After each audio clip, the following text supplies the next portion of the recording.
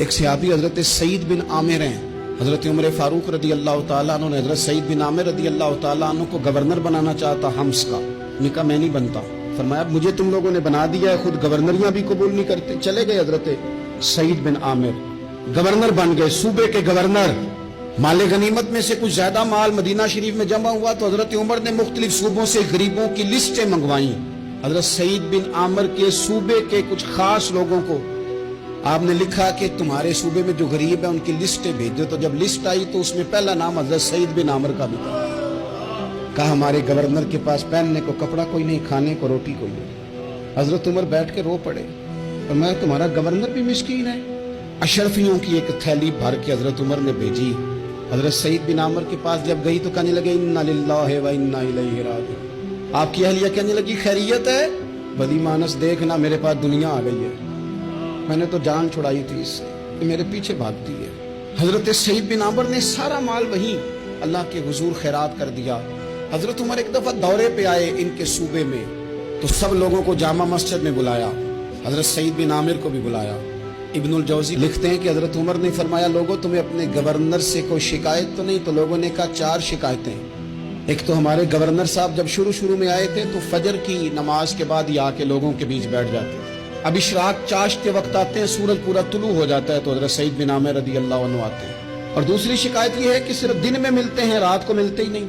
اور تیسری شکایت یہ ہے کہ ہفتے میں ایک پورا دن ہوتا ہے ملاقات ہی نہیں کرتے. اور چوتھی شکایت یہ ہے کہ کبھی کبھی بیٹھے بیٹھے رونے لگتے ہیں اور بے ہوش ہی ہو جاتے ہیں. آپ نے ایسا شخص گورنر بنا دیا جو دیوانہ ہے.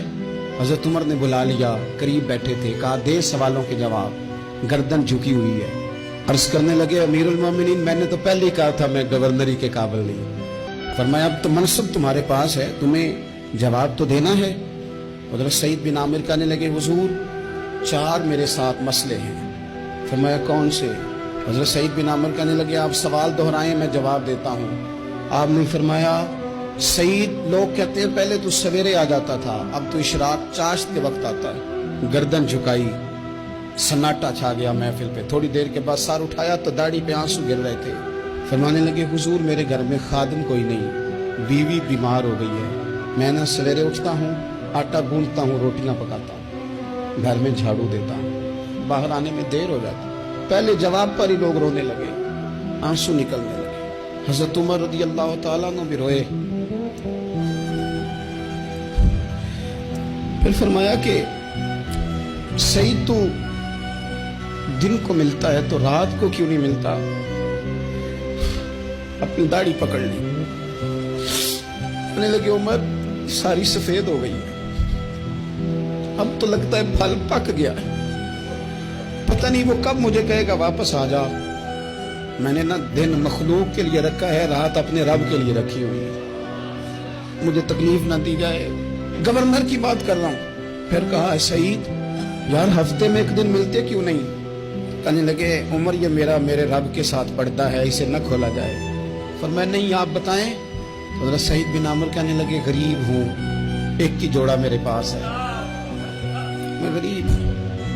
حضرت سعید بن عامر کہنے لگے ایک جوڑا ہے، ہفتے میں ایک دن دھو کے خشک ہونے کو ڈال لیتا ہوں، پھر بیوی کے کپڑے پہن کے بیٹھا رہتا ہوں. کس طرح گھر سے باہر نکلوں؟ میرا پردہ تھا، میں اپنی غریبیاں لوگوں کے سامنے نہیں رکھنا چاہتا. میں جانوں میرا رب جانے، میں راضی ہوں نا اس کی رضا پہ. اب تو حضرت عمر ہچکیاں لے کے رونے لگے. فرمانے لگے چل آخری سوال کا جواب ہی دے دے، کبھی کبھی روتے ہو تو بے ہوش ہی ہو جاتے ہو. حضرت سعید بن عامر پھر رونے لگے. فرمانے لگے بڑی عمر کا ہو گیا تھا جب کلمہ پڑا تھا. جب وہ پچھلے گناہ یاد آتے ہیں نا، میرے سامنے لوگوں نے حضرت حبیب بن عدی کو سزا دی تھی مکے میں، اور میں اس وقت مسلمان نہیں تھا، میں مدد نہیں کر سکتا. جب وہ وقت یاد آتا ہے تو برداشت سوچتا ہوں کیسے اللہ کے حضور جاؤں گا. دوستو دعا کرنا اللہ اس ملک کو بھی کوئی ایسا شخص عطا فرما دے